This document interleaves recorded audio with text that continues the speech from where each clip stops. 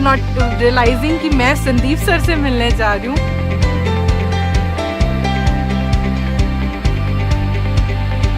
जो दिमाग से अपने आप को समझदार समझते हैं ना, मेरे हिसाब से दुनिया के सबसे बड़े बेवकूफ वही है। जिंदा कौन है जो कुछ भी ऐसा कर रहा है जिसके अंदर लाइफ है? मेरा स्टाइल ऑफ वर्किंग ये कहता है, चाहे आप 100 रुपए से अपनी शुरू करो, लेकिन खुद करो यार। मरे हुए से जिंदा होना क्या रिस्क का नाम है? या जिंदा रह करके थोड़े से पंगे लेना रिस्क का नाम है?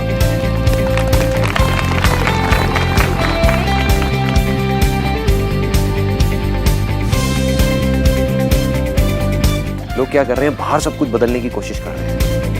एक दिन के 5 मिनट निकाल करके एटलीस्ट अपने अंदर कुछ रिफ्लेक्ट करो।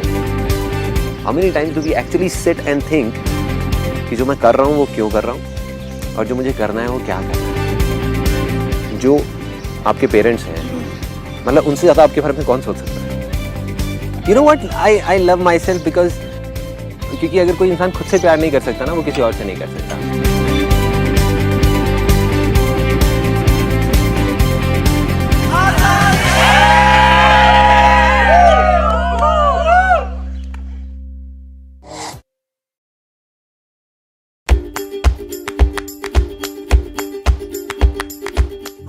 एक सपना जैसे पूरा हो रहा है, बहुत ही एक्साइटमेंट है, जबरदस्त। Too excited to meet Sandeep and everything is easy. My name is Vaibhav and I'm from Kolkata. Sandeep ji से मिलने के लिए इतने बेकाबू हैं, बहुत ज़्यादा। मैं महेंद्र पुरोहित और मैं गुजरात से हूँ। हम सब एक्साइटेड हैं, बहुत एक्साइटेड हैं। Hi, I am Nishant Sharma from Jaipur. यहाँ तक आने में जर्नी इतनी अमेजिंग थी तो मैं एक्सपेक्ट भी नहीं कर सकती कि यहाँ पे क्या होगा। We are looking to a wonderful time with him. Let's see अब आगे क्या सरप्राइज है हमारे लिए। Hi, Ashish Gumar from Chandigarh. And I really look forward to spend and have a good time with him. Hi, my name is Saurabh Agrawal and I am from UP. Myself Deepika Gupta and I am from Delhi. Hi, I am Anurag from Kolkata. कभी सोचा नहीं था Sandeep sir से मिलना भी इतना आसान है। Hi, this is Swapnil Trivedi from Raipur, Chhattisgarh. आज उनसे पहली मुलाकात होगी, फिर आमने सामने बात होगी, फिर होगा क्या क्या पता क्या खबर, फिर होगा क्या क्या पता क्या खबर।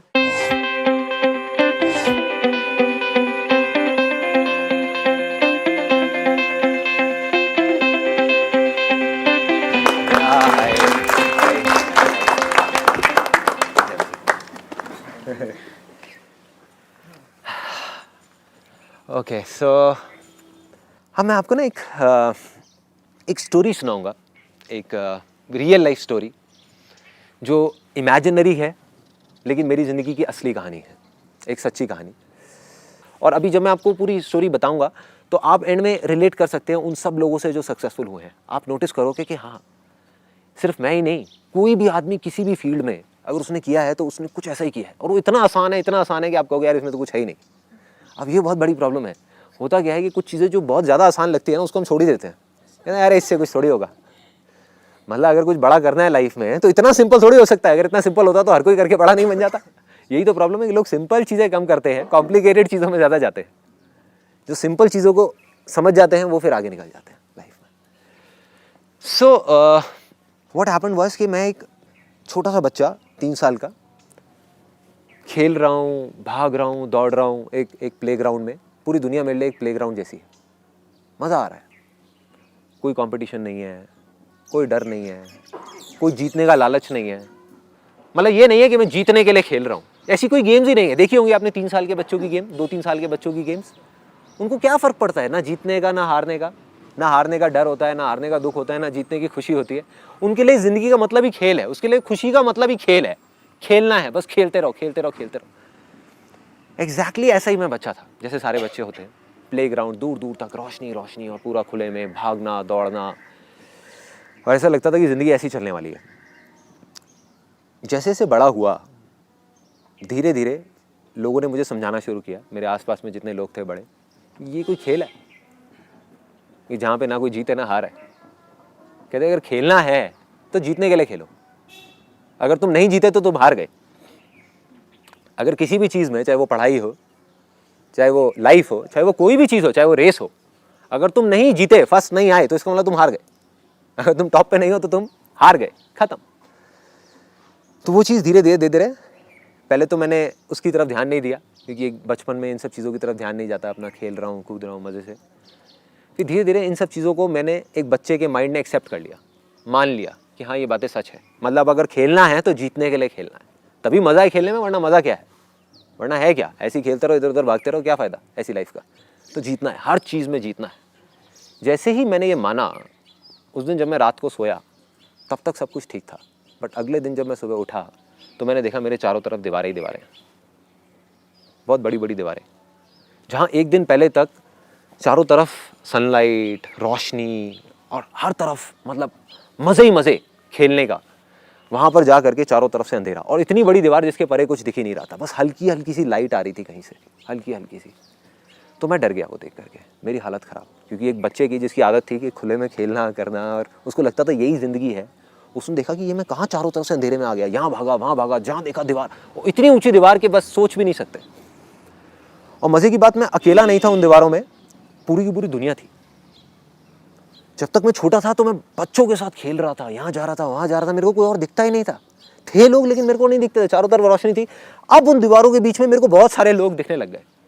मैं उन लोगों के पास गया, अपने बड़ों के पास में या और लोग जिनको जा करके मैंने बोला, मैंने कहा ये क्या हो गया, कल तक मैं यहाँ पर जब सोया था तो यहाँ पर सब कुछ सही था, ये दीवारें कहाँ से आ गई। तो उन्होंने कहा बेटे तेरी ये गलतफहमी है, ये दीवारें शुरू से ही थी, ये आज से नहीं है, सदियों से है, ये थी है और रहेंगी। तो मेरे को समझ नहीं आया, एक बच्चे के दिमाग इस चीज़ को हजम नहीं कर पा रहा था। मैंने कहा नहीं ऐसा नहीं हो सकता। मैं गया दूसरे के पास, तीसरे के पास, चौथे के पास, बहुत लोगों के पास गया, सबके पास गया, जा करके मैंने पूछा ये दीवारें कहाँ से आई। सबने एक ही जवाब दिया, कहते बेटे ये दीवारें तो हैं ही और रहेंगी, और ये थी, तेरी गलतफहमी है, तुझे लग रहा था यहाँ कोई दीवार नहीं थी, ये तो दीवारें हैं। जब से हमको चीज़ें, जब से हमने होश संभाला हमने दीवारें देखी हैं यहाँ पे, तो ये झूठ नहीं है, ये सब सच है। तो मैंने फिर फाइनली जा करके लोगों से ये पूछना शुरू किया, मुझे ये तो समझ आ गया कि हाँ मैं गलत था, ये दीवारें थी, हैं और रहेंगी। क्या इसका कोई रास्ता है इससे परे जाने का, क्या कोई ऐसी दुनिया है जो इसके परे है। तो मैंने जा करके लोगों से पूछना शुरू किया। आई स्टार्टेड आस्किंग कि ठीक है समझ गया कि ये दीवारें हैं, बट इसकी अगर पार निकलना है या आगे निकलना है तो क्या है, ये दीवारें हैं क्या, किस चीज़ की बनी हुई है ये दीवारें, आई कहाँ से, कल तक तो नहीं थी, किस चीज़ की। किसी के पास कोई जवाब नहीं था, बट एक आदमी मुझे मिला, उसने कहा बेटे एक रास्ता है। वो सीढ़ियाँ देख रहा है सामने, सीढ़ियाँ जा रही हैं ऊपर, तो एक काम कर, उन सीढ़ियों पे कुछ लोग दिख रहे हैं तुझे। ये सीढ़ी ना अभी बड़ी है, यहाँ पर जो पहली सीढ़ी है आगे जाके धीरे धीरे छोटी होती जाएगी, छोटी और बहुत ऊपर तक जा रही है। अगर तू वहाँ पहुँच गया तो तू उस दीवार के परे निकल जाएगा। तुझे सिर्फ एक एक करके उन सीढ़ियों पर चढ़ना है। मैंने एक्सेप्ट कर लिया, मैंने कहा कि नहीं मैं चढ़ूंगा, कुछ भी हो जाए, चाहे मुझे कुछ भी करना पड़े, मुझे तो उस दीवार के परे जाना है। मुझे वो दुनिया याद थी, मैं भूला नहीं था उस दुनिया को, जहाँ मैं बचपन में जी रहा था, खेल रहा था। मुझे वापस से उस रोशनी वाली दुनिया में जाना था, इस अंधेरे से निकल करके। मैं गया और जा करके भागने लगा उसकी तरफ, उन सीढ़ियों की तरफ, और पूरी दुनिया उस तरफ भाग रही थी, मारकाट मची हुई थी। मतलब हर आदमी को उस सीढ़ी पर चढ़ना था, हर आदमी को। लेकिन पीछे से जैसे ही मैं गया चढ़ने के लिए, मेरे को आस पास में सब लोगों ने आकर के बोला बेटे कोई फ़ायदा नहीं है, हम बहुत सालों से कोशिश कर रहे हैं उन सीढ़ियों पर चढ़ने की, नहीं चढ़ सकता तू, हो ही नहीं सकता, कोई नहीं गया उधर। देख हमारे एटलीस्ट दूर दूर तक कोई नहीं गया, हमने नहीं देखा किसी को हमारे परिवार में, हमारे उधर दूर दूर तक किसी को उन सीढ़ियों के ऊपर जाते हुए। शायद तू भी नहीं जा पाएगा, छोड़ना, क्यों कोशिश कर रहा है, तू यहीं पे रहे हमारे पास में, यहाँ देख सब कुछ है तो सही। मैंने कहा नहीं मैं चढ़ूंगा, मैं करूँगा कोशिश।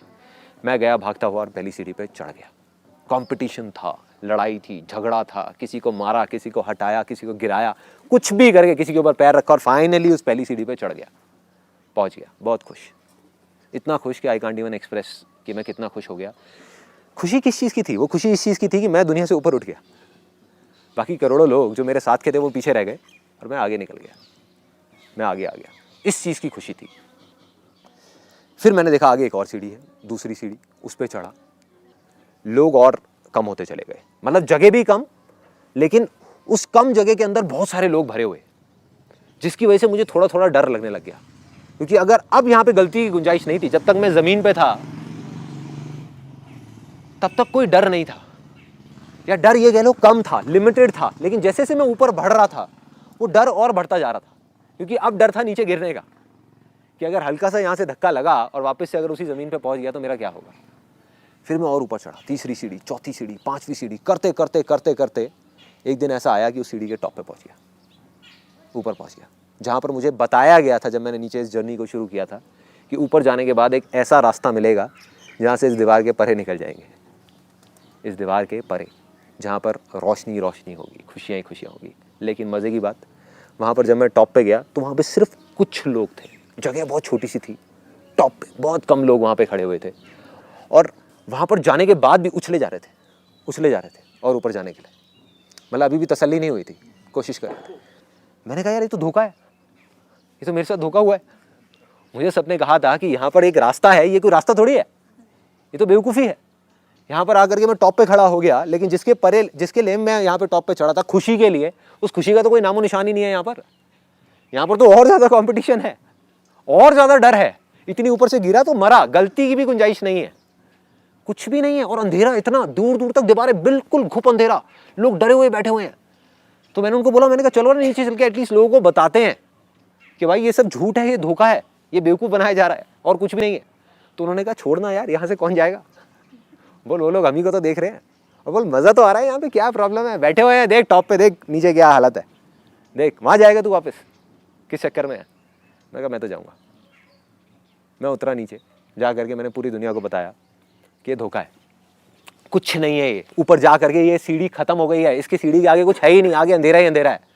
किसी ने नहीं सुनी। तब अंदर से कहीं से एक अर्ज आई कि अब मैंने इस दीवार को तोड़ना है, किसी भी तरीके से तोड़ दूंगा इस दीवार को। एक बड़ा सा हथौड़ा लिया और लेकर के भागा उस दीवार की तरफ। जब गया तो लोग हंसने लग गए, देख करके कहते क्या कर रहा है, दीवार को तोड़ेगा ये। किसी ने ध्यान तक नहीं दिया, किसी ने देखा भी नहीं, सबका ध्यान उधर उन सीढ़ियों की तरफ था। आगे बढ़ना है, ऊपर चढ़ना है, ऊपर चढ़ना है, ऊपर चढ़ना है। ये मोमेंट था मेरी लाइफ का एक बहुत बड़ा मोमेंट, जब मैं गया उस हथौड़े को ले करके और अपनी पूरी जान लगा करके उस दीवार के ऊपर मार दिया। और जैसे ही मैंने मारा तो वो हथौड़ा उस दीवार के पार निकल गया। दीवार टूटी नहीं, दीवार के पार निकल गया और जा करके नीचे ज़मीन पर टकराया। अरे ये क्या है, हाउ इज़ दैट पॉसिबल, ये क्या हो रहा है। फिर मैंने उस हथौड़े को छोड़ा, धीरे धीरे अपना हाथ आगे बढ़ाया, मेरा हाथ उधर निकल गया, फिर धीरे धीरे मैं पूरा उधर निकल गया। मतलब वो दीवार थी ही नहीं, वो एक धोखा था, एक झूठ था। वो दीवार थी डर की दीवार। जब तक वो डर था मेरे अंदर तब तक वो दीवार थी। जब तक मेरे अंदर वो डर था, नीचे गिर जाने का डर, आगे ना जाने का डर, लेकिन जैसे ही वो डर खत्म हुआ, मैं आगे गया तो उस दीवार के परे निकल गया। उधर गया, जा करके देखा मैं अकेला नहीं हूं, मेरे जैसे लाखों लोग और हैं, लेकिन सब छोटे छोटे बच्चे, एक भी बड़ा नहीं है वहां पर। छोटे छोटे बच्चे खेल रहे हैं, उसी तरीके से खेल रहे हैं जैसे वो सालों पहले खेल रहे थे, जैसे मैं खेलता था। खेल रहे हैं, कोई कुछ कर रहा है, कोई कुछ कर रहा है, कोई कुछ कर रहा है। और मैं देख करके चौंक गया। मैंने कहा ये क्या हो रहा है, सारे बच्चे बच्चे हैं, बड़े कहाँ रह गए। और फिर मैं आगे गया, जा करके एक जगह पे पानी था, पानी मेरे को प्यास लगी थी पीने के लिए। मैंने जा करके अपनी शक्ल देखी तो मैं भी बच्चा था वहाँ पर। आई वाज अ चाइल्ड, मैं बड़ा नहीं था। मतलब कि उस दीवार के परे जो मैं निकला, वो नहीं था जिसके अंदर वो डर था, वो वही बच्चा था जो खुले में खेलता था। मतलब ये दीवार थी ही नहीं, ये अंधेरा था ही नहीं, ये अंधेरा था सिर्फ उस डर की वजह से, जो रूट कॉज है हमारी सारी की सारी प्रॉब्लम्स का। अगर किसी तरीके से यहां पर बैठे हुए हम जितने भी लोग हैं, इमेजिन करो एक बार कोई हाइपोथेटिकल सिचुएशन, आपके अंदर से डर निकल जाए फेलियर का, डर निकल जाए कामयाब ना होने का, तो कोई रोक सकता है आपको कामयाब होने से? सोच के देखो। एक क्रिकेटर है, उसके अंदर से डर निकल जाए आउट होने का, उसको कोई आउट कर सकता है? हाँ? एक डांसर है, उसके अंदर से डर निकल जाए हारने का, उसको कोई हरा सकता है? नहीं हरा सकता। और वो कौन हो सकता है? सिर्फ एक बच्चा। और वो बच्चा हम सबके अंदर जिंदा है। करना है तो क्या करना है? अपने उस डर से परे निकलना है, उस डर की दीवार के परे निकलना है। उसको तोड़ना नहीं है, क्योंकि वो है ही नहीं, तोड़ोगे किसको? जब दीवार है ही नहीं तो उसको तोड़ोगे कैसे? जो चीज है उसको तोड़ोगे ना। डर नाम की कोई चीज है ही नहीं, एक इमेजिनेशन है जो चारों तरफ से खड़ी हुई है। वो खड़ी क्यों हुई है? अब आते हैं उसके रूट कॉज पे, वो आई कहां से? अगर एक वर्ड में मैं बताऊं, एक वर्ड में, इसको ध्यान से सुनना, वो है कंपैरिजन। जब भी हम अपने आप को किसी और से कंपेयर करते हैं या हमारी आज की जो सिचुएशन है उसको किसी और सिचुएशन से कंपेयर करते हैं या अपने आप को अपने आप से ही कंपेयर करते हैं, राइट? ये 3 वजहें हैं, इसके अलावा कोई चौथी वजह नहीं है।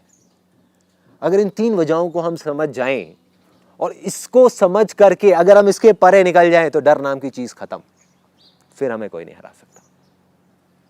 इनफैक्ट हमें जीतने का लालच ही नहीं है ना, तो कोई हराएगा कैसे? हरा उसको सकते हैं जिसके अंदर जीतने का लालच हो। Comparison. I'll give you a real life example and I'll ask you, then I hope you will be able to relate it in a better way. एक डांस कंपटीशन हो रहा है, 4 जो कंटेस्टेंट्स है ना, चारों एक जैसा डांस करते हैं टेक्निक वाइज, एक जैसा सीखे हुए हैं, एक ही गुरु से सीखे हुए हैं और बिल्कुल 4 फाइनलिस्ट हैं। एक जो है वो डांस करने वाला है, फाइनल्स है, आज या तो हार है या जीत है। एक जो पहला वाला है वो डांस करने वाला है जजेस को खुश करने के लिए और ऑडियंस को खुश करने के लिए। उसका यही मकसद है कि किसी तरह से जजेस को खुश कर दूं, ऑडियंस को खुश कर दूं, जीत जाएगा, जीत जाऊंगा। उसके चारों तरफ क्या होंगी? दीवारें होंगी, होंगी ना। और वो दीवारें किस चीज की होंगी? जरा अपने आप को सिचुएशन में डाल के देखो, किस चीज की दीवारें होंगी? डर की दीवारें कि अगर जजेस खुश नहीं हुए तो क्या होगा, ऑडियंस खुश नहीं हुई तो क्या होगा, हार जाऊंगा, मैं तो जमीन पे चला जाऊंगा, वापस से उसी दुनिया में चला जाऊंगा जहां से मैं ट्रैवल करते करते 1 साल लगा करके यहां तक पहुंचा हूं, वापस वहीं गिर जाऊंगा, उसी खाई में पहुंच जाऊंगा। मतलब इतना ऊपर तो आ गया लेकिन डर भी उतना ही बड़ा है, दीवारें उतनी बड़ी हैं चारों तरफ। दूसरा आदमी वो आज परफॉर्म करने वाला है अपने बाकी के जो कंटेस्टेंट्स हैं उनको हराने के लिए और उनसे जीतने के लिए। उसके चारों तरफ क्या होंगी? दीवारें होंगी, दीवारें होंगी। वो उनको हराने के लिए डांस करना चाहता है, उनसे जीतने के लिए डांस करना चाहता है। मतलब अगर उसका पोटेंशियल 100 है और सामने वाले का 10 है तो उसका बेंचमार्क 10 है, 100 नहीं है। उसको 10 को बीट करना है, लेकिन अब उस 10 को भी बीट करने के लिए उसके चारों तरफ दीवारें खड़ी हुई हैं कि मैं 10 को भी नहीं बीट कर पाया तो क्या होगा, मैं 9 पे अटक गया तो क्या होगा, 5 पे अटक गया तो क्या होगा, तो क्या होगा उसका? अटक गया, दीवारें दीवारें, अंधेरे में नाचने वाला है वो। तीसरा आदमी जो तीसरा फाइनलिस्ट है वो डांस करने वाला है, उसको कोई फर्क नहीं पड़ता जजेस का, उसको कोई फर्क नहीं पड़ता ऑडियंस का, उसको कोई फर्क नहीं पड़ता बाकी कंटेस्टेंट्स का, लेकिन उसको फर्क पड़ता है अपनी लास्ट परफॉर्मेंस का। सेमीफाइनल्स में जो उसने करी थी उसके हिसाब से उसकी बेस्ट परफॉर्मेंस थी, उसके हिसाब से वो परफॉर्मेंस उसने बचा के रखी हुई थी, लेकिन सेमीफाइनल्स में उसने कर दी, उसका बेस्ट डांस उसने कर दिया। तो अब उसको आज नाचना है अपनी उस परफॉर्मेंस को पीछे छोड़ने के लिए, मतलब कि उसको उससे बेटर परफॉर्म करना है। क्या है उसके चारों तरफ? दीवारें, दीवारें। किस चीज़ की दीवारें हैं? डर की दीवारें कि अगर मैं अपने उस सेमीफाइनल की परफॉर्मेंस से बेटर परफॉर्म नहीं कर पाया तो क्या होगा, गया, गिरा वापस से जा करके उसी दुनिया में, वापस से जहां कोई नहीं जाना चाहता। चौथा कंटेस्टेंट वो कहता है जजेस गए तेल लेने, ऑडियंस गई भाड़ में, बाकी कंटेस्टेंट से मुझे कोई फर्क नहीं पड़ता, भगवान करे उसमें से जिसको जीतना है वो जीत जाए, मुझे कोई फर्क नहीं पड़ता, जिसको हारना है वो हार जाए, मुझे हारना है मैं हार जाऊं, मुझे कोई फर्क नहीं पड़ता, मुझे ना अपनी पुरानी कोई परफॉर्मेंस याद है, मैं तो भाई बस इसलिए नाचने वाला हूं क्योंकि नाचना मेरे लिए खेल है और खेल मेरे लिए जिंदगी है। मैं नाचने वाला हूं सिर्फ और सिर्फ अपने लिए, अपनी खुशी के लिए, और मैं जब नाचूंगा मुझे कोई परवाह नहीं है आसपास में कौन बैठा है कौन नहीं बैठा, कौन जीतेगा। कोई दीवारें हैं उसके आसपास में? अरे है ही नहीं, है ही नहीं, कोई डर ही नहीं ना उसको, ना उसको हारने का डर ना जीतने का लालच, है ही नहीं उसके अंदर। वो तो कहता है बस आज का ये दिन है मेरे पास में, आज मैं वो कर जाऊंगा जो मैं करना चाहता हूं, और कोई परवाह नहीं है कि क्या होता है क्या नहीं होता, क्या होगा क्या होगा। अब आप ध्यान से देखो, ये जो बच्चे हैं ना ये छुपे हुए हैं हमारे में से ही कहीं, ये मत समझो ये कोई दूसरे प्लेनेट से आए हैं। ये किसी डांस कंपटीशन में आपको दिख सकते हैं, किसी जगह पे आपको दिख सकते हैं, किसी क्रिकेट में आपको दिख सकते हैं, एक्टिंग में आपको दिख सकते हैं। एक एक्टर है जो खुद की एक्टिंग को बीट करने के लिए लगा हुआ है, 20 साल हो गए अपनी एक्टिंग को ही नहीं बीट कर पा रहा, लगा हुआ है, या किसी और को बीट करने की कोशिश कर रहा है, या किसी को खुश करने की कोशिश कर रहा है। एक एक्टर है वो सिर्फ एक्टिंग कर रहा है, तो कोई परवाह नहीं है। तो कौन जीतेगा एंड में? तो जो नहीं जीतना चाहता वही जीतेगा। You will be unstoppable. आप जिस भी फील्ड में होगे, जो भी कर रहे होगे, यू विल बी अनस्टॉपेबल। किसी भी फील्ड में आप उठा करके देखोगे, आपको 3 तरह के लोग मिलेंगे। एक वो जो फेलियर्स हैं, उनमें डर सबसे ज्यादा है, सबसे ज्यादा है, क्योंकि वो डरे हुए हैं कि हम आगे नहीं बढ़ पाए तो क्या होगा, नहीं बढ़ पाए। वो ये नहीं समझ पा रहे हैं हम अपने डर की वजह से नहीं बढ़ पा रहे। अगर किसी तरीके से डर को हटा दिया जाए तो हम आगे बढ़ जाएंगे। एक वो जो मीडियोकर है, एक वो जो अनस्टॉपेबल है। चाहे आप पेंटिंग में उठा करके देख लो, चाहे इसमें, चाहे उसमें, आर्ट में, किसी भी चीज में, बिजनेस में उठा करके देखो, those are unstoppable. Those are the people जिनके अंदर डर नाम की कोई चीज ही नहीं है। जिसके अंदर हल्का सा भी डाउट है, जिसके अंदर हल्का सा भी डर है, वो गया। आज वो कहीं पर भी है, वो गिर सकता है। देखो क्या होता है ना, आज आप दीवार के इस तरफ खड़े हो, मैं इस तरफ खड़ा हूं, बस इतना सा फर्क है। एक ना एक दिन आप इस दीवार के इस तरफ आओगे, तब आप आकर के देखोगे उन सब चीजों को जिस चीज के बारे में मैं आपको बता रहा हूं। मतलब हमको लगता है कि जिस आदमी के पास में जितनी सक्सेस है, जितना पैसा है, वो उतना ही खुश है। अगर ऐसा होता तो आज सबसे ज्यादा खुश लोग यूएस में होते हैं, जहां हम इंडिया के लिए रोते रहते हैं ना कि इंडिया में ये प्रॉब्लम है, वो प्रॉब्लम है, वो प्रॉब्लम है। अच्छा, ये सारी प्रॉब्लम्स ठीक हो जाए तो हम खुश हो जाएंगे। यूएस में तो नहीं है, वहां इतने दुखी क्यों है लोग? दैट मीन्स इन सीढ़ियों पर चढ़ने से कुछ नहीं होने वाला। चाहे हमारी कंट्री है वो आगे बढ़े, चाहे हम एज अ पर्सन आगे बढ़ते चले जाएं, बढ़ते चले जाएं, बढ़ते चले जाएं, जब तक वो डर हमारे अंदर से नहीं जाएगा तब तक कुछ नहीं होने वाला। आप किसी भी लेवल पे हो, चाहे आप नीचे हो चाहे ऊपर हो, मतलब ये लेवल्स को ही छोड़ना होगा। Then you will get something which is beyond imagination. Then you will reach a state जहां पर आपके पास सब कुछ होगा बट कोई लेवल नहीं होगा। आज मेरे पास सब कुछ है लेकिन उसको खोने का डर नहीं है। मतलब आज अभी हम यहाँ पर बैठे हुए हैं, अगर कल मेरे पास जो भी कुछ है, right from my car to my house to my bank balance to my company, सब कुछ बंद हो जाए, सब कुछ खत्म हो जाए, मैं तब भी हंस करके आपके साथ में यहीं पे बैठा हूँगा और हंस करके बातें कर रहा हूँ। या यहाँ पर नहीं होगा तो किसी हिल स्टेशन पे, कसौली में ऊपर जाकर मॉल रोड है ना, वहाँ पर जा करके आपकी फोटोग्राफ खींच रहा हूँ, स्माइल 10 रुपये देना है। प्रॉब्लम क्या है? प्रॉब्लम क्या है? राइट। और वो डर नहीं है मेरे अंदर, इसलिए मैं खुल के वो कर पा रहा हूँ जो मैं करना चाहता हूँ। नहीं तो मेरी सिचुएशन में ऐसे लाखों लोग हैं, लाखों बिजनेसमैन हैं पूरे वर्ल्ड में, जिनके पास आप जाओ, जा करके बोलते हैं हमारे पास टाइम ही नहीं है। किस चीज़ का टाइम नहीं है? अपनी हेल्थ के ऊपर टाइम देने का टाइम नहीं है। हाँ, वो करने का टाइम नहीं है जो हम करना चाहते हैं। तो भाई किस चीज़ का टाइम है तुम्हारे पास? किस चीज़ का टाइम है? किस वजह से नहीं कर रहे? सीधा बोलो ना कि डर की वजह से नहीं कर रहे। डर है कि कहीं हम ये जो हाथ में है वो खो ना दें।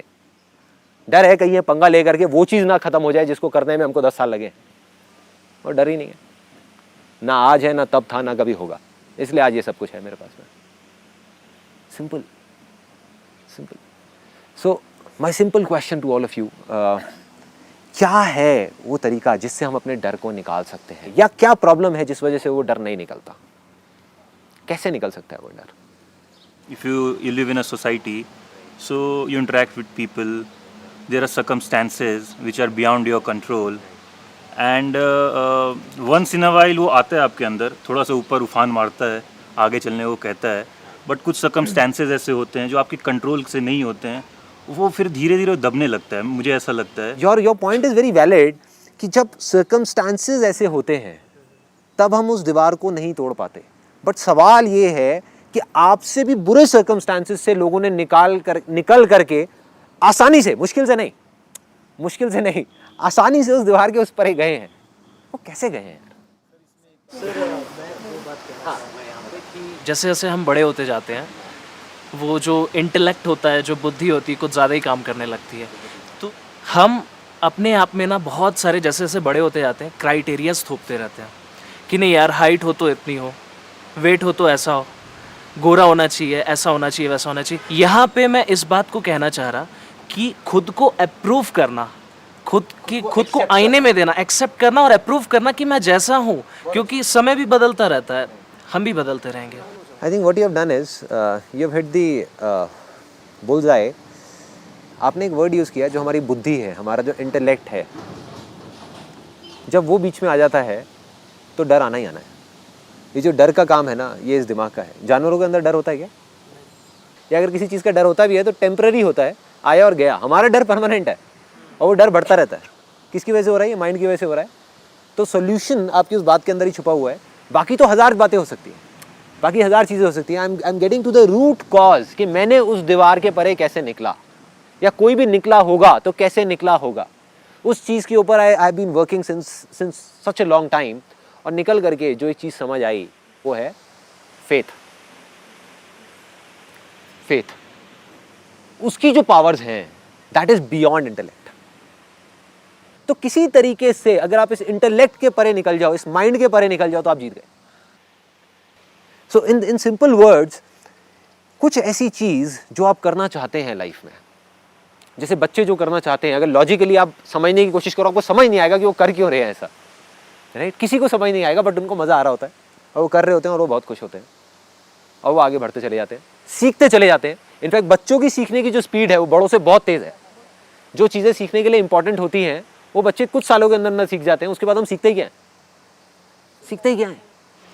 आई फील कि जो मेरे पेरेंट्स मुझे कॉन्फिडेंस नहीं दे पाए, साइकिल चलाओ तो भाई गिर जाएगी, चोट लगेगी, मत चलना, स्विमिंग ना ना ना ना, इतने लोग मरे, इतने बच्चे मरे, कभी पानी से इतना फियर बैठ गया कि ना ना ना ना ना। तो today I am a mother of a child and I every now and then I give her a confidence, no beta, you are the best, you know, you are the best child in the universe, you can do it.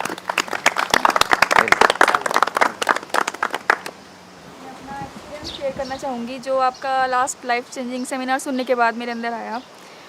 Actually जब मैं 2-2.5 साल की थी तो मेरी left आई में एक squint हो गया था, तो तब एकदम घर वाले परेशान हो गए कि क्या हो गया। मैं एकदम नॉर्मल थी और अचानक से ऐसा हो गया। तो मेरे फादर कई जगह मेरे को लेकर गए, तो एक डॉक्टर ने बोला कि सर्जरी कराओ, बिल्कुल ठीक हो जाएगी। तो पता नहीं तब कैसे उसने ऐसा बोल दिया, और शायद पैसे बनाने के चक्कर में जो भी है सर्जरी कर दी और मैं ठीक नहीं हुई।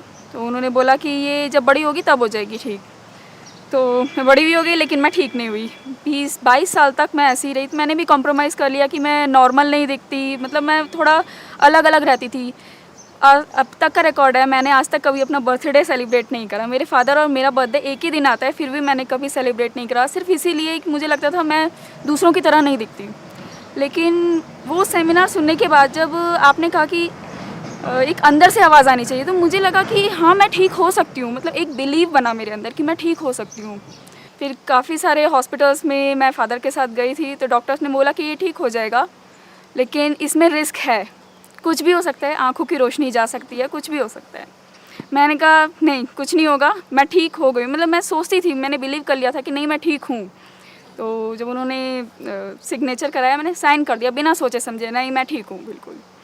तो ऑपरेशन भी हो गया और सक्सेसफुल हुआ। अब मैं बिल्कुल नॉर्मल हूँ और विदिन 6 मंथ डॉक्टर ने बोला है तुम बिल्कुल नॉर्मल हो जाओगे। अभी थोड़ी स्वेलिंग है आई में, लेकिन परफेक्ट हो जाऊँगी विदिन 6 मंथ। तो ये लाइफ का सबसे बड़ा ड्रास्टिक चेंज है और इसलिए मैं आपको थैंक्स करने आई हूँ यहाँ पे स्पेशली। मुझे you are just like my. आप जो कह रहे हो ना कि मेरी वजह से कुछ हुआ, मैं आपको बिल्कुल सच बोलूँगा, मेरी वजह से कुछ भी नहीं हुआ। जो हुआ आपके उस अनशेकेबल फेथ की वजह से हुआ, जिस फेथ की अभी बात हो रही है। अभी आपने पूछा ना वो कैसे आता है, आंसर मिल गया। कैसे आता है वो फेथ? वो फेथ आया अंदर से, भोलेपन की वजह से, उस बच्चे की वजह से, उस बड़े आदमी की वजह से नहीं जो हमको कंफ्यूज करता है, जो दिमाग ज़्यादा लगाता है। जो दिमाग लगाएगा वो चलता जाएगा चुपचाप। जो दिमाग नहीं लगाएगा, दिल में किसी भी चीज़ को मान लेगा, चाहे वो बेवकूफ़ी भरी हो। मैं कहता हूँ आप मान करके तो देखो कि मैं हवा में उड़ सकता हूँ, और कूदो। अगर आप मान गए ना और डाउट नहीं हुआ, आप उड़ोगे हवा के अंदर, उड़ोगे बिना पंखों के, उड़ोगे। मैं ये कहना चाह रहा कि sir in her case God has answered her prayers through you became a medium, okay? But अगर हमें अब खुद का डॉक्टर बनना है, जैसे मान लीजिए अभी हमारी लाइफ में कोई प्रॉब्लम आ रही है, किसी को बैंक बैलेंस बढ़ाना है, किसी को हेल्थ बढ़ाना है, किसी को लाइफ पार्टनर ढूंढ रहा है वगैरह वगैरह, तो मैं चाह रहा सर कि वो जो फेथ है, वो जो बोलते हैं ना इंटरनल ट्रिगर, वो जो बोलते हैं वो कैसे है? देखो मैं क्या कह रहा हूँ, इन्होंने जंगल में आग लगा दी, उसमें मैं एक चिंगारी था, मान लिया, पर चिंगारी सिर्फ एक नहीं है, लाखों चिंगारियां हैं। Sandeep Maheshwari is just one of those चिंगारीज। अरे ये चिंगारी ने तो बहुत जगह जंगल आग लगाई, लेकिन हर जगह जंगल में आग लगी क्या? नहीं लगी ना। तो आप भी अगर अपने भोलेपन को ओपन रखोगे, अपने अंदर के बच्चे को जिंदा रखोगे, तो आपको तो चिंगारियां ही चिंगारियां दिखेंगी। वो चाहे यहाँ से आए, चाहे वहाँ से आए, चाहे किसी बुक से आए, चाहे वहाँ से आए, चाहे किसी की कोई बात सुन के आए, चाहे बिना बात सुने आए, चाहे अंदर से आए, चाहे कहीं से भी आए, किसी और सोर्स से आए, वो आपको नहीं पता कहाँ से चिंगारी आएगी। ठीक है। मेरे लाइफ में छोटा सा इंसिडेंट हुआ था। Like I was in graduation, then happens कि आई वाज वेरी टेंस्ड कि my college was not that good तो I was really very tensed कि यार कहाँ मैंने एडमिशन ले लिया, बिकॉज मेरी स्कूलिंग बहुत अच्छी थी तो कॉलेज अच्छा नहीं था। फाइनली जब बहुत ज़्यादा टेंशन में थी कि क्या करना है क्या नहीं करना है, तो ऐसे ही रोड पे I was sitting in a park, there was a kid who was eating a softy cone. और वो कोन ऐसे नहीं खा रहा था जैसे हम लोग खाते हैं ऐसे सिंपली, उसने क्या किया था, उसने कोन को नीचे से काटा था, मतलब वो जो किड थी उसने ऐसे नीचे से काटा and she was trying to suck that ice cream. तो I also purchase that ice cream from there only and I started eating the way she was eating. वहाँ पे पार्क था तो एक अंकल ऐसे ही वॉक कर रहे थे, he was smiling because I was doing the same stuff as if जो एक छोटी सी किड कर रही थी। तो उन्होंने मुझे एक बात बोली, बोलते हैं बेटा मुझे लग रहा है आपके फेस से कि आप थोड़ा सा टेंस हो, और ये जो आप अभी ट्राई कर रहे हो इसको लाइफ में कभी ब्रेक मत होने देना, बिकॉज आज तुमने एक बच्चे से कुछ सीखा है और एग्जैक्टली तुम्हें ये चीज़ बहुत आगे लेके जाएगी, क्योंकि अभी तुम्हारे टेंशन के मोमेंट में भी ये जब तुम एक छोटी सी चीज़ ट्राई कर रहे हो तो इससे तुम्हें खुशी मिल रही है। When you can get some happiness in such a tension moment from a small kid, तो खुद एक चीज़ सोच के देखो कि अगर तुम्हारे अंदर का बच्चा जिंदा रहे तब तुम खुद कितने खुश रह सकते हो। सर एग्जैक्टली सक्सेस क्या है? ये आपका ये खुशियाँ, बट हर एक बंदे की लाइफ में सक्सेस का एक टारगेट होता है। जो सक्सेस की एग्जैक्ट डेफिनेशन है मेरे माइंड में वो कि उस पॉइंट को हासिल करना, कि अगर एक फोटोग्राफ रह के संदीप महेश्वरी इतने कम टाइम में इतना कर सकता है तो शीश तेरे में क्या है? डर नहीं है, सिर्फ एक वे नहीं है मेरे पास। तो मैं आपको वे दे देता हूँ, I'll just give you the exact way। आप एक बहुत बड़े फोटोग्राफर बनना चाहते हो, एक बहुत बड़ी कंपनी बनाना चाहते हो, तो अभी आप क्या कर रहे हो, उन्हीं सीढ़ियों की तरफ जा रहे हो कि मैं जब वहाँ चला जाऊँगा तब मैं सक्सेसफुल हो जाऊँगा। अगर सच में वो जो कहानी मैंने बताई है ना, जिसकी वजह से आप ना चाहते हुए भी वो डर की जो दीवार है वो आनी ही आनी है, फिर आप कॉम्प्रोमाइज़ करने शुरू कर दोगे, फिर जा करके फिर से वो डर और बढ़ेगा, फिर वो दीवार और बढ़ेगी और अंधेरा बढ़ेगा, क्योंकि आपने अपना बेंचमार्क वहाँ पे सेट कर दिया कि जब मैं वहाँ टॉप पे पहुँच जाऊँगा तब मैं सक्सेसफुल होऊंगा। एक बार को मानो आप नहीं पहुँचे, किसी वजह से नहीं पहुँचे, तो क्या होगा? आप जहाँ हो वहीं के वहीं रहे तो क्या होगा? तो फेलियर रहेगा ना। हाँ, एक डर रहेगा ना, वो डर बढ़ेगा ना कि क्या होगा, उस बेंचमार्क की वजह से वो डर आ रहा है। उसका तरीका क्या है? उस दीवार के परे निकलो। अगर आपको फोटोग्राफी करने में मज़ा आता है, जो मेरे को आपकी बातों से समझ आ रहा है कि मज़ा आता है, तो सारा ध्यान उस बड़े फोटोग्राफर पे से हटा के, इमेजेस बाजार से हटा के, यहाँ से हटा के, वहाँ से हटा के, सारा ध्यान उठा करके फोटोग्राफी में डाल दो। अपना फेथ उठा करके फोटोग्राफी में डाल दो और बोलना शुरू कर दो अपने आप को, अपने कॉन्शियस माइंड को कि मैं इंडिया का सबसे अच्छे फोटोग्राफर्स में से एक हूँ, but not with an ego kind of a thing. मतलब एक तो होता है कि मैं ये हूँ, फिर तो अटक गए ना, अटक गए, राइट? मतलब आई एम दैट। अब अगर मैं ऐसा हूँ तो मैं कैसे रहूँगा, मैं क्या करूँगा, कैसे बोलूँगा, कैसे शूट करूँगा, कैसे क्या करूँगा। मतलब वो फोटोग्राफी को खेल बना दो, जीतने के लिए या हारने के लिए नहीं, खेलने के लिए। अगर आपकी फोटोग्राफी बोल गई तो आपको बोलने की ज़रूरत नहीं पड़ेगी। जब मैं मेडिकल प्रोफेशन में आया तो मैंने एक चीज़ देखी कि लोगों ने मेडिकल प्रोफेशन को एक बिज़नेस का रूप दे दिया है। तो मतलब जो चीज़ सिंपल वे में प्रोसीजर सिंपल वे में हो सकता है, उसको कॉम्प्लिकेटेड बना के उस चीज़ को इतना मतलब पैसे के लिए सिर्फ उसको आगे बढ़ाते जा रहे हैं। तो तब से ही दिमाग में एक चीज़ थी कि मुझे कुछ करना है, उन मरीज़ों के लिए कुछ करना है जिनके पास पैसे नहीं हैं और उनकी जानें जाती जा रही है, क्योंकि ज़िंदगी एक लाइफ का बहुत एक बिग पार्ट है। तो उस चीज़ को मैंने एक शॉर्ट लेवल पे स्टार्ट किया कि मैं पर्सनली जो भी पेशेंट उसके लिए मैंने एक NGO भी स्टार्ट किया, doctors with us medical services, जिसमें कि डॉक्टर्स आपके साथ हैं, हमेशा आपके साथ रहेंगे। तो सर मैं उस लेवल में इतना पहुंचना चाहता हूं, इतना आगे पहुंचना चाहता हूं कि इन द फ्यूचर कि कोई भी अगर सर्जरी हो रही है, कोई भी हार्ट सर्जरी हो रही है या कोई भी किसी चीज़ का ट्रीटमेंट हो रहा है, तो उसमें लोगों का पैसा ना लगे, मतलब पैसे की वजह से लोगों की जाने ना जाए। This is something very interesting. अभी जो इन्होंने अपना एक्सपीरियंस शेयर किया ना, that is called the state of inspiration. जैसे इन्होंने अपने दिल की सुन ली कि मेरे को ये चीज़ करनी है, मेरे को इस मैं किसी पेशेंट को मरते हुए नहीं देख सकता पैसे की वजह से। आ गया ना, दिल की सुन ली। अब दिमाग नहीं लगाना, अभी दिमाग अपने आप लगेगा। Once that faith become stronger, वो जब बड़ा होता जाएगा, बड़ा होता जाएगा, बड़ा होता जाएगा, तो दिमाग अपने आप ऐसे रास्ते दिखाएगा, ऐसे लोगों को ला करके आपके सामने खड़े कर देगा जो आपने सोचे भी नहीं होंगे। अब आते हैं पॉइंट पे, जो एग्जैक्ट प्रॉब्लम है।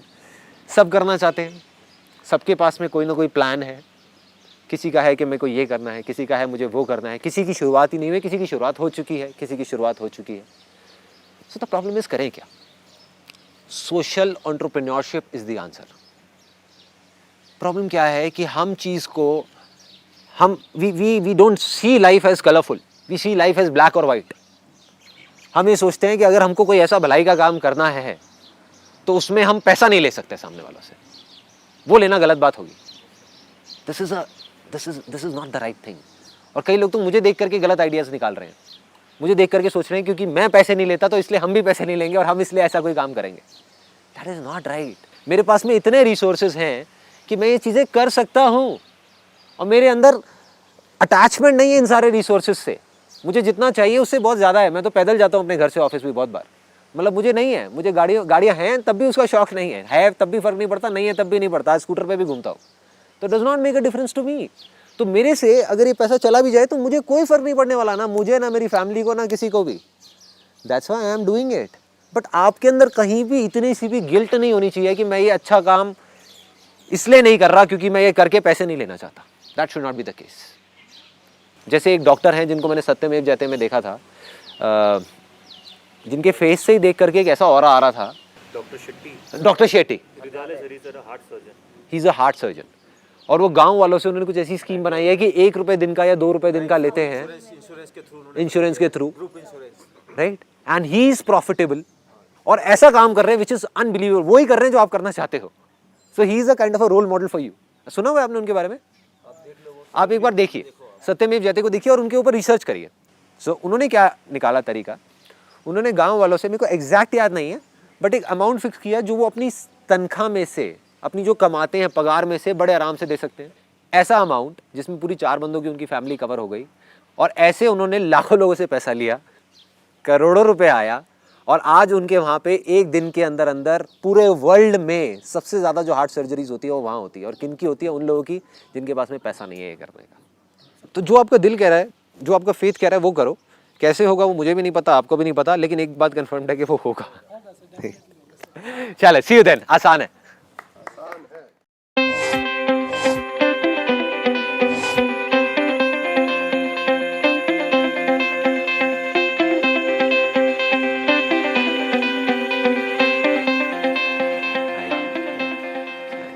Please have a seat.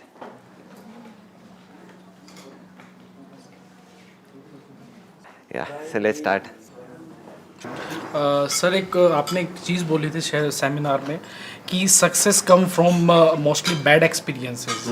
तो मेरा मैं ये पूछना चाहता हूँ कि कोई भी काम है सक्सेस होने के लिए, तो उसके लिए क्या किसी काम में बैड एक्सपीरियंस होना ज़रूरी है?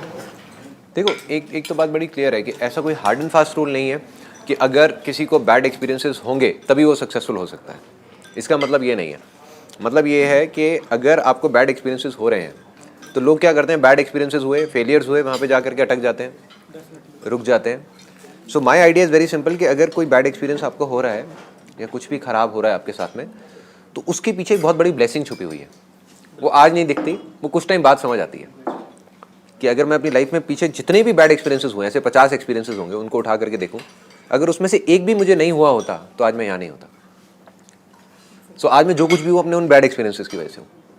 सो ये जो चीज़ है उस टाइम पे नहीं समझ आएगी। आज आपको एकदम से एक ख़राब एक्सपीरियंस हुआ, आज मैं आपको आकर के ये बात कहूँगा, आपको यार ये तो ज्ञान है।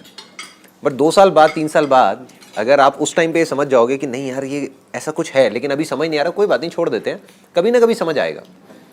मतलब इन शॉर्ट ये है कि अगर कभी कोई बैड एक्सपीरियंसेस हो आपको या कोई फेलियर्स हो या कुछ भी हो, तो उसको सोच करके ना ये नहीं सोचना कि यार मेरे साथ ऐसा क्यों हो रहा है, क्या हो रहा है। अगर आता भी ये थॉट तो आए, उसको जाने दो and just think about it कि अच्छा है मेरे साथ में ये हुआ। आज नहीं समझ आ रहा कि क्यों अच्छा है, दुनिया भी देख के गई यार इसमें क्या अच्छा है, बट जब समझ आएगा then you will realise and understand कि हाँ, I was the chosen one because of which मेरे साथ में ये हुआ। देखिए सर, आजकल जैसे दिल्ली में आसपास 5-5 साल के बच्चों के साथ जो हो रहा है, उसमें क्या किसका भला है ये मुझे, बाकी मुझे बात समझ में आती है, लेकिन जब ऐसी घटनाएं घटती हैं तो मुझे नहीं लगता है करने वाले का भला हो रहा है या जो जिनके साथ जो विक्टिम्स हैं उनका क्या भला हो रहा है।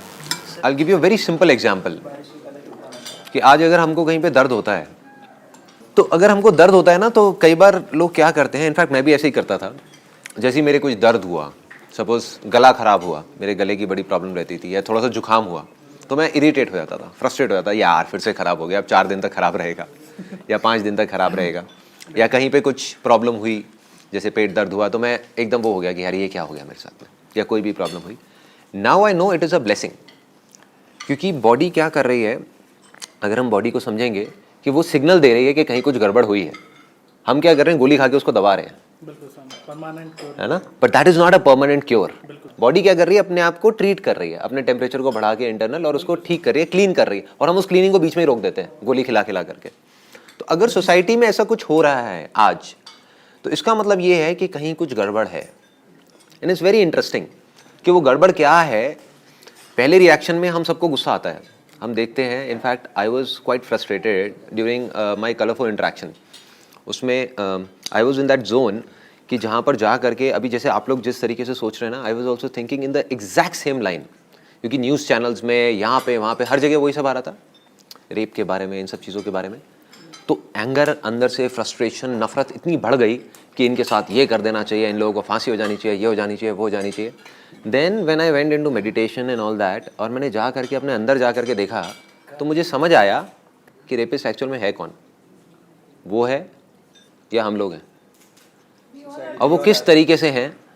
आप ये सोचो कि एक बच्चा है जो स्कूल में जाते हैं, हमारे यहाँ पे बच्चे गवर्नमेंट स्कूल्स में कितने बच्चे जाते हैं, देखिए लाखों करोड़ों बच्चे होंगे ऑल ओवर इंडिया में.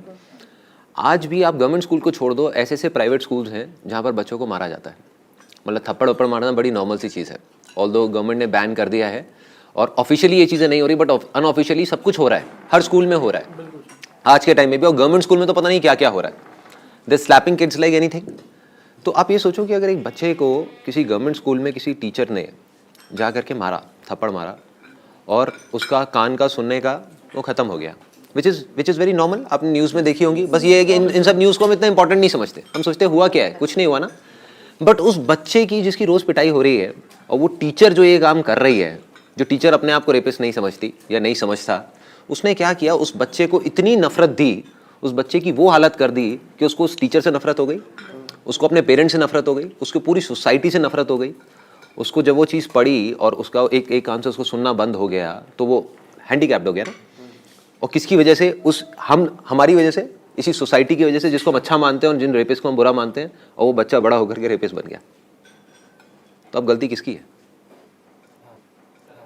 हाँ, उस बच्चे की है जो बच्चा बिल्कुल मासूम था हमारे जैसा, या हम लोगों की है, हमारी सोसाइटी की है, या सोसाइटी को भी छोड़ो यार, हमारी अपनी है, जो हमने ऐसे काम किए जिसकी वजह से वो ये शेप ले ली इन चीज़ों की. हम क्या कर रहे हैं, कहीं पर अगर मच्छर है ना, तो हम मच्छरों को मारने की कोशिश कर रहे हैं. हम ये दिमाग लगा रहे हैं कि कैसा कुछ ऐसा करें कि मच्छर काटना बंद कर दें. हाँ, मच्छरों को किसी तरीके से मार दिया जाए, मच्छरों को ये कर दिया जाए, वो कर दिया जाए. लेकिन हम ये नहीं देख रहे कि जिस गटर से वो मच्छर आ रहे हैं, वो गटर हम सबके अंदर है. चाहे कोई भी क्राइम हो, किसी भी तरीके का, मतलब you can read it anywhere, scientifically it's proven कि जो भी क्रिमिनल्स हैं किसी भी तरीके के, उनका आप चाइल्डहुड उठा करके देख लो, दैट्स लाइक अ नाइटमेयर. जो 20 साल पहले हुआ है उसका हम कुछ नहीं कर सकते. आप एक को मारोगे 2 आ जाएंगे, 2 को मारोगे 4 आ जाएंगे. बट हम ये ज़रूर कर सकते हैं कि आज जो बीज हम बो रहे हैं, जो बच्चे हैं, वो जो 20 साल बाद निकलने वाले हैं, आने वाले हैं सोसाइटी में, वो कैसे होंगे, वो हमारे हाथ में है. That is in our hands. वो सब हमारे हाथ में है. छोटे छोटे से स्टेप्स हैं, छोटे छोटे से. I will give you a simple example. इसमें मैंने क्या किया, जब मैंने इस चीज़ को समझा, तो ESI नाम की चीज़ पता है किसी को? Employee state insurance and all. India में इतनी कंपनीज हैं, स्मॉल एंड मीडियम एंटरप्राइजेज, जिनको रजिस्टर होना चाहिए, जिसमें 10 से ज़्यादा एम्प्लॉयज़ होते हैं, कायदे से मैंडेटरी है, उनको रजिस्टर करना चाहिए. बट मैं ऐसी बहुत सारी कंपनीज को जानता हूँ जिन्होंने रजिस्टर नहीं किया हुआ. वो कहते हैं चलता है ना इंडिया में, क्या फ़र्क पड़ता है, कोई इंस्पेक्टर आएगा उसको पैसे खिला देंगे, क्या फ़र्क पड़ता है. So they don't give a damn to it. But उसकी वजह से वो ये नहीं सोचते कि एक ऐसा आदमी जिसकी सैलरी, ये किसके लिए है, जिनका सैलरी ब्रैकेट कम होता है, जिसकी सैलरी 6,000 है, 7,000 है, 8,000 है. अगर उसके घर में कोई ऐसी प्रॉब्लम आ गई कि उसकी वाइफ का ऑपरेशन है और उसके लिए 3-4 लाख रुपए चाहिए, तो वो कहाँ से लाएगा? मतलब वो अपने 200-300 रुपए बचाने के चक्कर में एक एंटरप्रेन्योर, जो हम ही में से एक है, उसी सोसाइटी में से एक है, जो ऐसे लोगों के बारे में उल्टा बोल रहा है, वही तो रेपिस्ट पैदा कर रहा है.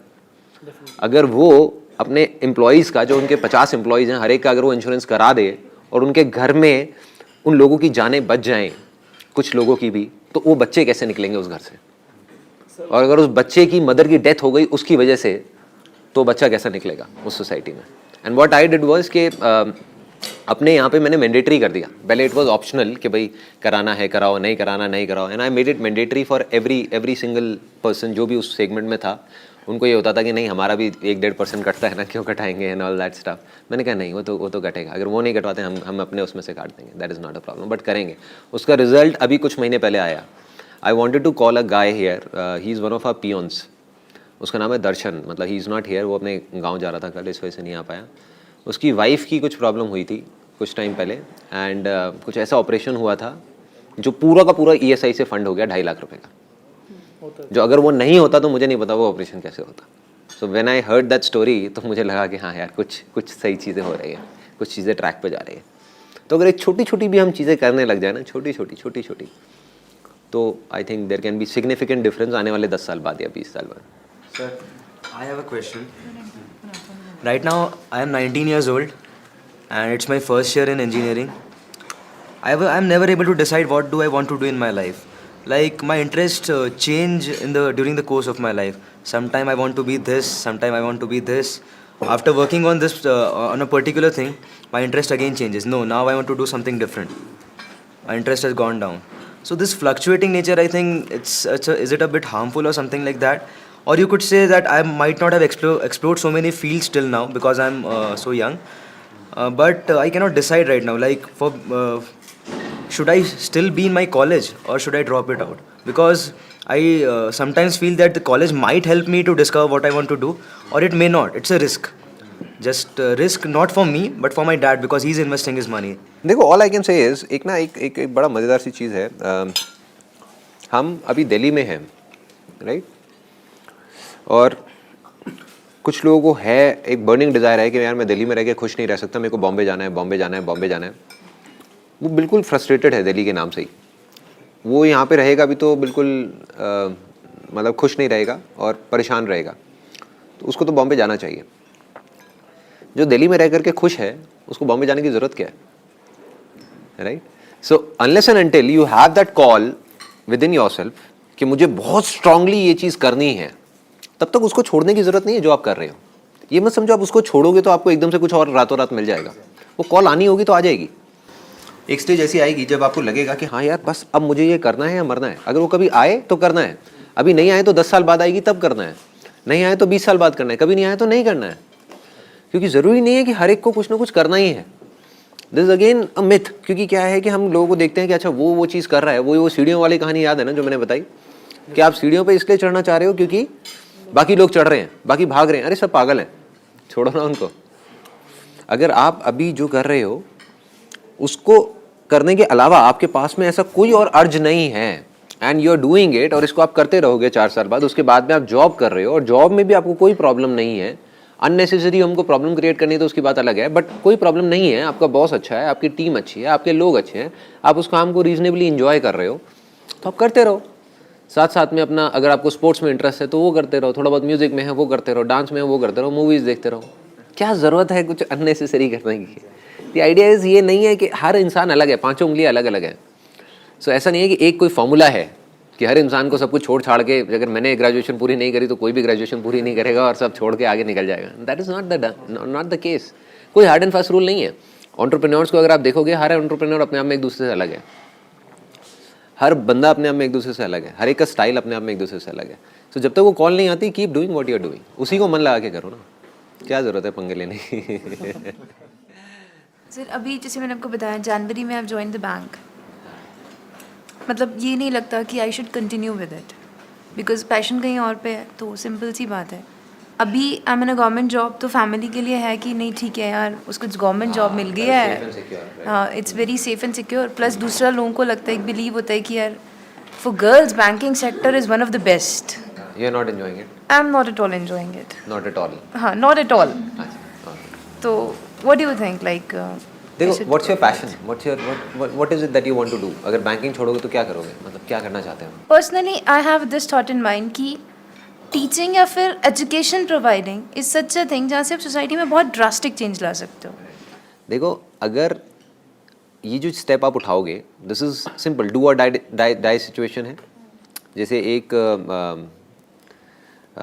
एक राजा गया अपनी उसके साथ में, फ़ौज के साथ में एक आइलैंड पे।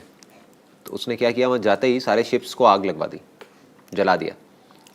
तो और उसने अपने सारे उसको पूरे का पूरा जो उसकी आर्मी थी उसको बोला कि अब अगर जाएंगे तो उनके शिप्स में जाएंगे, अपने में तो जा नहीं सकते, तो अब या तो करेंगे या मरेंगे।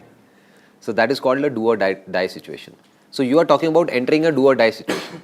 मतलब अगर अब आपको उसके अंदर एंटर करना है तो that calling has to be so strong कि अभी आपकी आंखों से आंसू गिरने चाहिए। बट अगर वो नहीं गिर रहे, मतलब अंदर से वो चीज़ नहीं आ रही कि नहीं मेरे को, मैं फ्रस्ट्रेटेड हूँ इससे, बैंकिंग से और इससे, तो हो सकता है फेल हो जाओगे, क्योंकि डाउट आ गया ना मन में। आदमी तब जीतता है या तो वो जो अंदर का डिज़ायर है वो इतना स्ट्रांग है कि वो उसको आगे तक खींच करके ले जाए, desire has to be very strong, या डिज़ायर नहीं भी है तो belief has to be extraordinary. वो जो फेथ है, वो जो बिलीफ है कि मतलब आपके मन में आना ही नहीं चाहिए, आपके मन में ये इतना सा भी नहीं आना चाहिए, अगर आ रहा है तो गड़बड़ है। I am talking about do or die situation. Do or die में कौन जीतता है? जिसके शिप्स जल चुके हों, और जो अपने शिप को जलाने के लिए तैयार है, जो मरने के लिए तैयार है, वो जीतता है। अगर आपके मन में हल्का सा भी डर आया और आपने गवर्नमेंट जॉब छोड़ दिया तो वो डर की दीवारें ऐसी खड़ी होंगी, ऐसा अंधेरा होगा कि आप घबरा जाओगे कि हुआ क्या ये। तो you need to be very very clear कि अब मेरे को या तो करना है या मरना है, तब ये स्टेप उठाना है। अगर ऐसा नहीं आ रहा अंदर से, देन डोंट डू इट। फिर आप करोगे तो आप मर जाओगे, राइट? मतलब you will not be able to sustain, क्योंकि अंदर से वो कॉलिंग, वो जो डिज़ायर है वो इतना बड़ा नहीं हुआ। और अगर आज नहीं हुआ तो 10 साल बाद करो ना, 5 साल बाद करो, 20 साल बाद करो। जब वो डिज़ायर इतना स्ट्रांग हो जाए अंदर से कि आपकी लाइफ में मतलब आपको लगे कि नहीं यार कुछ बहुत ज़्यादा मिसिंग है, अब तो मुझे करना ही है, अब चाहे कुछ भी हो जाए। Now I want to fly. अब इस पिंजरे में मैं बहुत जी ली, अब मेरे को नहीं। बट अगर अभी भी उस पिंजरे से लगाव है तो आप वापस घूम करके उस पिंजरे में आओगे, वो बंद मिलेगा, आप बिल्कुल हिल जाओगे, आप कहोगे ये क्या हो गया, राइट? कि आप छोड़ करके आज बाहर जाओगे बट लगाव अभी भी आपको उसी पिंजरे से है, उसी सिक्योरिटी से है। तो फिर आप जब वापस आओगे वो उसके दरवाजे बंद हो चुके होंगे, अब वापस से तो आपको गवर्नमेंट जॉब मिलेगी नहीं, राइट? आप आओगे तो आप कहोगे ये क्या मैंने कर दिया। सो डोंट डू इट, अभी कोई ज़रूरत नहीं है करने की। जब अंदर से आपको लगे, और वो आपको कोई नहीं बोल सकता, आई कांट से एंड कोई और नहीं बोल सकता, जब आपको लगे तब आप करो, नहीं लगे तो डोंट डू इट। ये वास्तव में हम सब करना चाहते हैं। रास्ते में भी हमारी बात हुई है, हम आपके साथ किसी न किसी तरह जुड़ चाहते हैं। कुछ लोग तो ये भी तैयार हैं कि सर्विस के रूप में आपके ऑर्गेनाइजेशन को ज्वाइन करके आपके साथ जुड़ जाएं। कुछ लोग चाहते हैं वॉलंटरी जुड़ जाएं, मतलब किसी ना किसी तरह, मतलब एक कृतज्ञता के भाव से भी कि उनको बहुत कुछ मिला है आपसे, और तो किसी ना किसी तरह से आपसे ये ना हो कि हमारी आखिरी मुलाकात हो जाए। मतलब किसी ना किसी तरह रेगुलर बेसिस पे किसी भी तरह, जैसे जिसको जिस भी योग्य समझते हो, जिसको आप समझते हैं भी ये मेरी ऑर्गेनाइजेशन का मतलब का है, तो वो आपको ये सारे लोग जो तैयार हैं, बहुत बढ़िया, उस तरह से भी। It's my pleasure. और कभी भी ऐसा कुछ होगा, I definitely think about it. मैं ऐसा सोच करके I give it a thought and discuss करके अपनी टीम से, अगर कभी भी ऐसा कोई थॉट आएगा ना तो I definitely let you know. Sir सारे रेडी रहेंगे। आपने इतना बोल दिया, यही बहुत बड़ी बात है।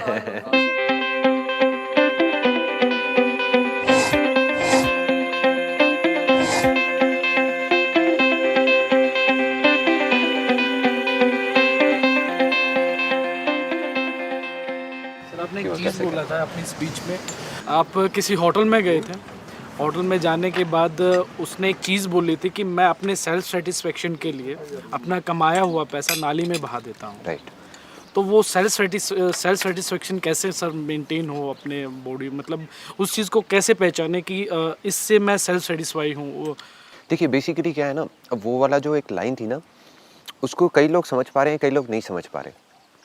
वो ये सोचते हैं कि भाई पैसे को नाली में बहाने से अच्छा, या वो जब उन्होंने वो कहानी सुनी मेरी IIT कानपुर वाली, तो उन्होंने कहा कि यार वो दाल को नाली में क्यों बहाना है, किसी गरीब को खिला दो ना। अगेन हम सही गलत के कॉन्सेप्ट में चले गए ना।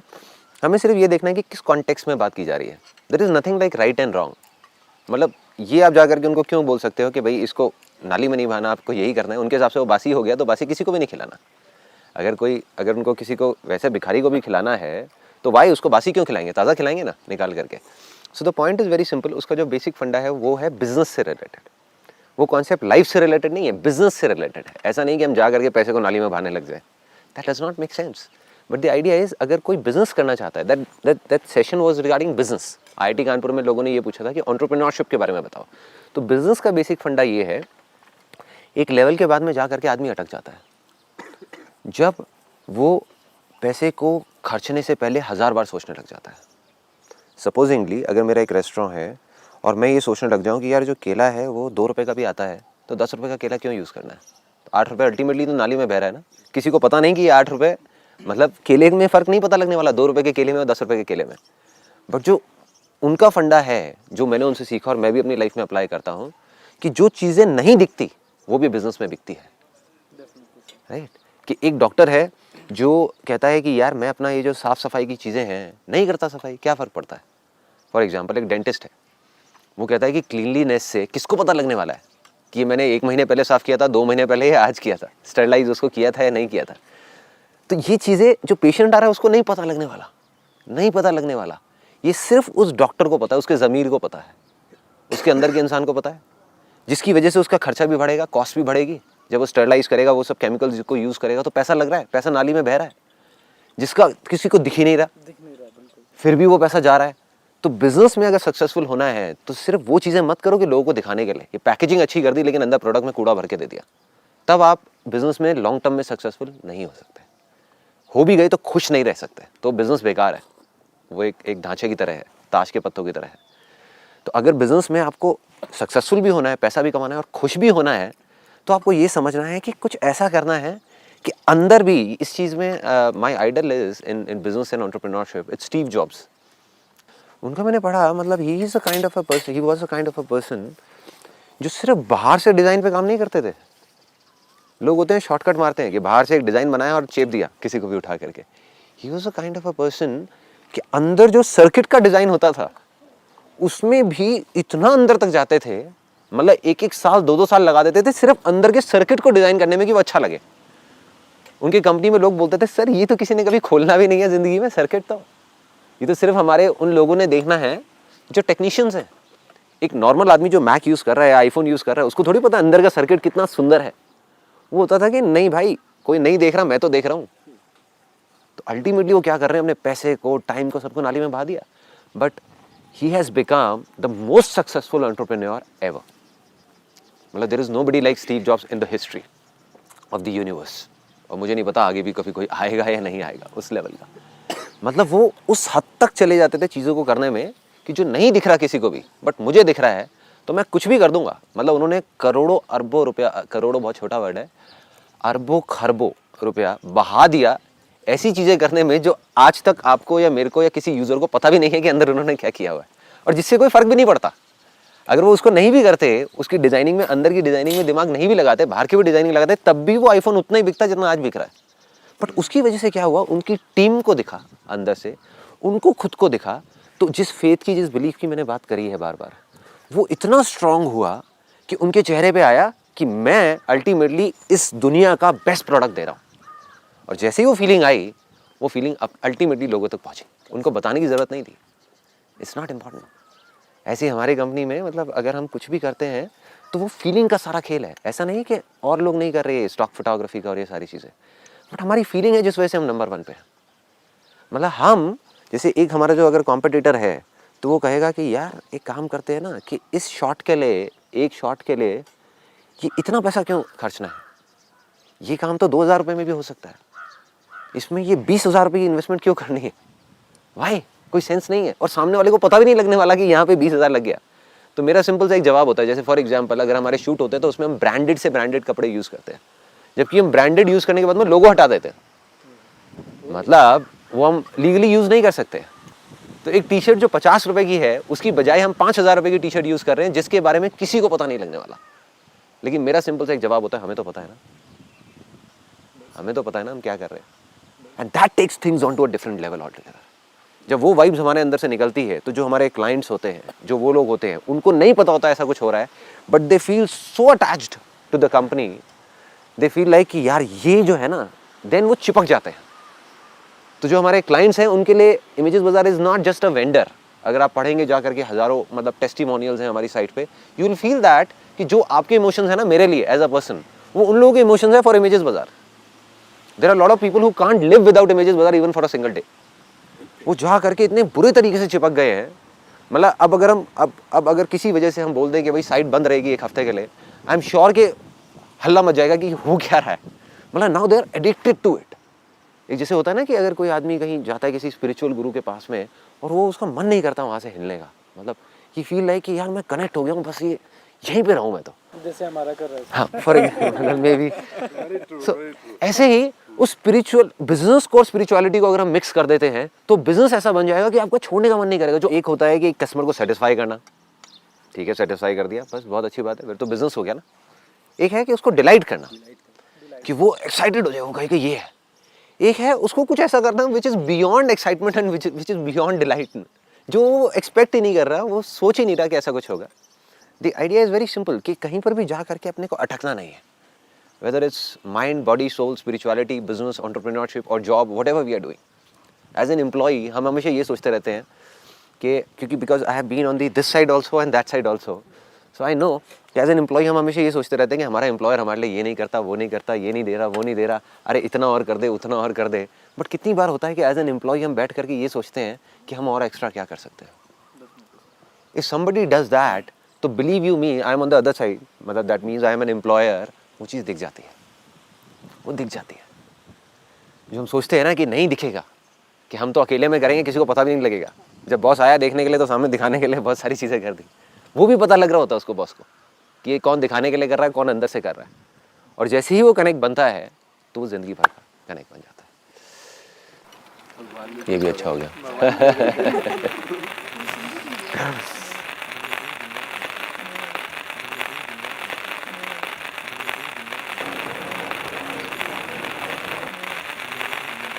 कोई भी चीज़ अगर आपको किसी चीज़ की शुरुआत करनी है बिल्कुल जीरो लेवल से, और आपको उस चीज़ के बारे में बिल्कुल नहीं पता, और आपको बस ये करना है कि मुझे डेफिनेटली ये चीज़ इतने टाइम में मुझे कंप्लीट करनी है, तो उसकी जो जीरो लेवल से शुरुआत है वो आप कैसे करते हैं? What I do is, पहले वो जो लैंड है ना मैं उसको फर्टाइल करता हूँ। पहले मैं ये देखता हूँ कि वो एक आइडिया है, एक थॉट है, या मेरा बर्निंग डिज़ायर है, मतलब वो अंदर की आवाज़ है या एक आइडिया है। आइडियाज़ बहुत आते हैं, मतलब एक दिन में 1000 आइडियाज़ आ जाते हैं कि ये भी कर लो, वो भी कर लो, वो भी कर लो, लेकिन 1000 चीज़ें तो मैं नहीं कर सकता। सब कुछ करने की कोशिश करूँगा, कुछ भी नहीं कर पाऊंगा एट द एंड। तो I just go by my inner voice. पहले मैं आराम से कुछ भी नहीं करता, ये भी नहीं रिसर्च करता कैसे करना है, क्या करना है। कुछ दिन के लिए मैं उसको छोड़ देता हूँ और सिर्फ अंदर अंदर अंदर अंदर अंदर अंदर जाके देखता हूँ, मतलब बाहर कुछ नहीं करता, अपने अंदर चला जाता हूँ कि ये जो चीज़ हो रही है ये है क्या, मतलब अल्टीमेटली मैं करना क्यों चाहता हूँ। अपने नाम के लिए, फेम के लिए, पैसे के लिए, अपनी ईगो को बूस्ट देने के लिए, या कुछ और ऐसा है which is beyond all this. तो जैसे ही जवाब मिल जाता है और पूरा पक्का जवाब मिल जाता है कि हाँ ये जो करने की वजह है ना ये कुछ है यार, मतलब देयर इज समथिंग, तो फिर मैं तब भी कुछ नहीं करता। Then I just keep on reinforcing it. वो जो अंदर से जब मेरे को कंफर्म हो गया कि हाँ इसके पीछे इट्स समथिंग बियॉन्ड, मतलब ये ऐसा नहीं है कि कोई टेम्पररी चीज़ नहीं है, ऐसा नहीं कि मैंने आज करी और कल मर गई, मतलब दिस इज समथिंग टाइमलेस, कि जो मैं अगर 50 साल बाद पीछे मुड़ के देखूंगा तो मुझे लगेगा कि नहीं यार ये मैंने एक अच्छा काम किया, या खुद को अच्छा लगेगा देख करके। तो जब वो चीज़ पक्की हो जाती है तो अब मैं उसको पक्का करता हूँ, क्योंकि अगर मैं अभी भी एकदम से शुरू कर दूंगा तो मैं डगमगा जाऊंगा। तो अब मैं उस बिलीफ को और स्ट्रांग करता हूँ, मतलब उसको और पक्का करता हूँ कि हाँ ये करना है करना है करना है करना है करना है। जब वो पनप जाता है ना और अंदर एक कहते हैं कि ज्वालामुखी बन जाता है, तब फटता है वो। Then I take a step कि नहीं अब करना है, और फिर कैसे करना है तब तक मेरे को नहीं पता होता, बट फिर सारे रास्ते निकल आते हैं 2 दिन के अंदर अंदर, जो बिल्कुल कहीं नहीं दिख रहे होते। ऐसी ऐसी चीज़ें होती हैं जो पहले कभी हुई नहीं होती हिस्ट्री में कहीं पर भी, बट एकदम से सब साफ साफ नजर आने लग जाता है। हाँ ये करना है, क्योंकि मेरा बिलीफ क्या है कि सब कुछ आसान है, तो कुछ भी हो जाए सब आसान है। तो अब जब सब कुछ ही आसान है तो क्या हम सब कुछ कर सकते हैं? इफ एवरीथिंग इज ईजी और कोई बंदा बोले हाँ सब कुछ आसान है तो इसको मतलब सब कुछ ही करो ना, नहीं, सब कुछ आसान है लेकिन हम सब कुछ नहीं कर सकते। हम कुछ भी कर सकते हैं लेकिन सब कुछ नहीं कर सकते। सो द पॉइंट इज वो कुछ भी क्या है, क्या वो एक चीज़ है उन 1000 चीज़ों में से जिसको पकड़ना है? पहले उसको पकड़ के पक्का करता हूँ 10-15 दिन के लिए, महीने के लिए, 2 महीने के लिए, 3 महीने के लिए। जब वो पक्का हो जाता है, जब एक ऐसी स्टेज आ जाती है जब मुझे लगता है कि अब मैं अपने आप को नहीं रोक पाऊंगा, अब अगर मैं भी अपने आगे आकर के खड़ा हो जाऊँ, पूरे 1000 लोग आकर के खड़े हो जाए, लाखों खड़े हो जाए, पूरी दुनिया खड़ी हो जाए, दीवारें खड़ी हो जाए चारों तरफ से, अब मैं नहीं रोक पाऊंगा। Then I take a step. मैं अपने लाइफ का एक सिनेरियो बता रहा हूँ, अब आप ये बताना कि ये टेम्परेरी है या शायद ऐसा ही रह जाऊँ मैं। फ़िलहाल मेरे अंदर का जो बच्चा है ना वो शांत है। तो जब से ये रियलाइज़ किया कि करना क्या है, उसके बाद से सारी चीज़ें सेकेंडरी लगने लगी। बिल्कुल ठीक है। कभी आपने ये चीज़ फेस किया कि आपका जो इनिशियल पीरियड था, आप जब स्ट्रगल कर रहे थे, आप में कभी वो चीज़ थी कि नहीं, काम के लिए आप इतने डेडिकेटेड थे कि बाकी चीज़ें सेकेंडरी लगने लगी, बाकी चीज़ों पे आप ध्यान नहीं दे पा रहे हो? 100%। देखो क्या होता है ना कि एक जोन होता है। जैसे मेरा एक जोन था कि जब काम नया नया शुरू किया था, उस टाइम पे मैं डेली दिन में 18 घंटे भी काम करता था, लेकिन लगता नहीं था कि मैं काम कर रहा हूँ। सो देखो, what you are saying is कि अगर मैं ये कर रहा हूँ तो क्या मैं उसको छोड़ दूँ? अगर आप उसको छोड़ रहे हो तो काम आपके लिए खेल होना चाहिए। फिर अगर वो भी खेल नहीं है तो बच्चा मर जाएगा अंदर का। सपोज स्पोर्ट्स पे मैंने कॉम्प्रोमाइज़ किया कि मैं डेली वॉलीबॉल खेलता था, और फिर वॉलीबॉल से ज़्यादा मुझे उस टाइम पे लगा कि नहीं यार, वॉलीबॉल से ज़्यादा, अब वो अंदर की कॉल होती है ना। अब अगेन उसमें सही गलत कुछ नहीं है। एक तरफ तो मैं कह रहा हूँ कि अपनी बॉडी पे ध्यान दो, एक तरफ मैं खुद ही आपको बता रहा हूँ कि मैं वॉलीबॉल छोड़ करके आई स्टार्टेड वर्किंग से 16 hours 15 hours day on computers to understand programming languages, क्योंकि मैं प्रोग्रामिंग बैकग्राउंड से नहीं था, उसको सीखना था ताकि उनसे उनकी लैंग्वेज में बात कर सकूँ। तो उसमें लेकिन मुझे मज़ा आ रहा था, वॉलीबॉल से ज़्यादा मज़ा आ रहा था, इसलिए मैं उसको कर रहा था, वो मेरे लिए खेल था। बट अगर आप उस काम को छोड़ के एक नए काम को कर रहे हो जो आपके लिए बर्डन है, देन आपके अंदर का बच्चा मर जाएगा। बच्चा जिंदा तब तक रहेगा जब आप किसी भी बोरिंग से बोरिंग काम को बच्चों की तरह खेल समझ करके करते जा रहे हो। आसान है, आसान है, अरे करो यार, मज़ा आ रहा है, मज़ा आ रहा है, मज़ा आ रहा है, मज़ा आ रहा है। तो मज़ा आना चाहिए कुछ भी आप कर रहे हो, तब आप सक्सेसफुल हो गए।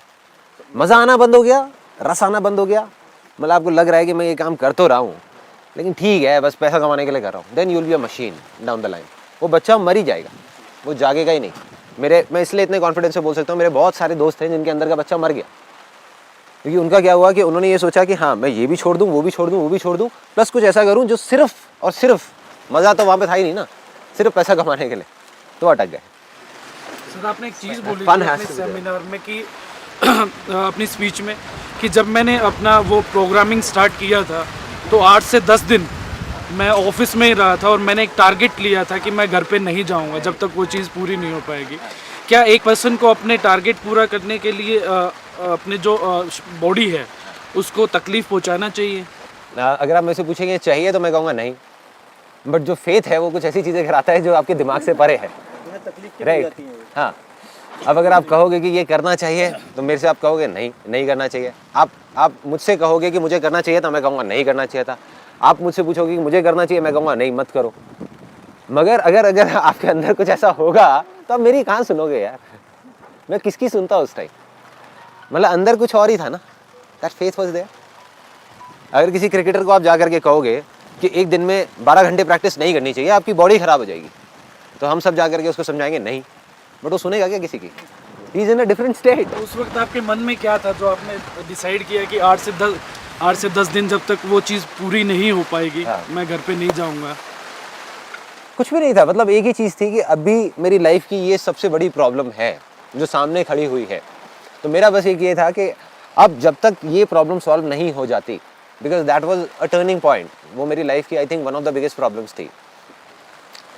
जब मेरे को ABCD भी नहीं पता थी किसी चीज़ की, प्रोग्रामिंग की, और एकदम से सामने ये चैलेंज आ गया था कि बस अब या तो कंपनी बंद होगी, मतलब वापस बैक टू ज़ीरो, सब चीज़ें हवा में लटक जाएंगी, या फिर अब कुछ करना है।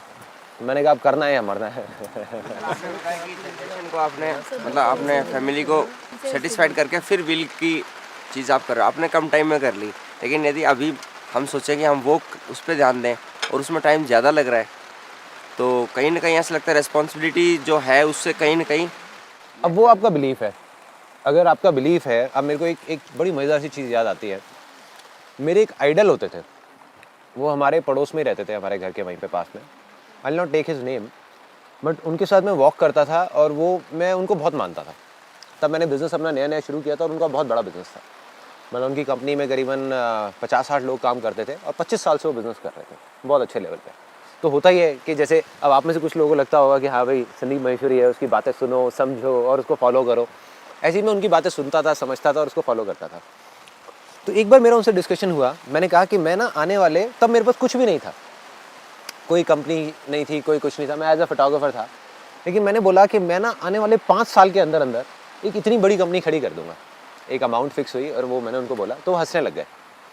वो कहते बेटा ऐसे नहीं होता, मुझे 25 साल लगे हैं इस कंपनी को बनाने में, तो ये मत सोचिए 5 साल के अंदर अंदर ये चीज़ हो जाएगी, हो ही नहीं सकता, इट्स इम्पॉसिबल।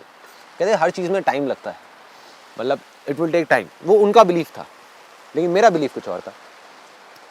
और प्लस उन्होंने सारा समझा कि भाई तू क्या करता है, क्या रिसोर्सेस है। मैंने कहा मेरे पास में तो कुछ भी नहीं है, ये नहीं है, वो नहीं है आज, लेकिन मुझे ये पता है कि ये चीज़ होगी। उस टाइम पे कैसे होगी मुझे ये भी नहीं पता था। उस टाइम पे इमेजेस बाजार नाम की चीज़ क्या होगी मुझे पता ही नहीं था, स्टॉक फोटोग्राफी पता ही नहीं था। मैं एक सिंपल फोटोग्राफर था जो जा करके शूट करता था अकेला।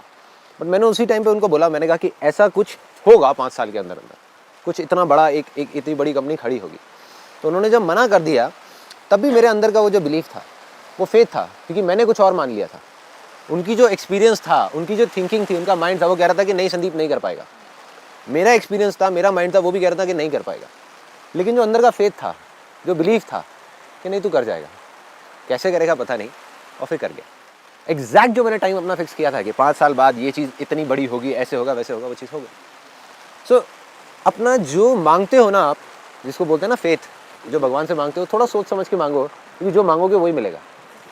अगर आप गलती से भी ये मांग रहे हो कि यार कहीं मुझे टाइम ना लग जाए, तो टाइम लगेगा, तो टाइम लगेगा। उस टाइम पीरियड पे रिस्पॉन्सिबिलिटी ऐसे मैं नहीं मानता, लेकिन पेरेंट्स साइड से रहती है कि भाई पहले बीटेक करी, अर्न करो, सेट हो जाओ, शादी करो, मतलब उनका एक प्लेटफॉर्म है।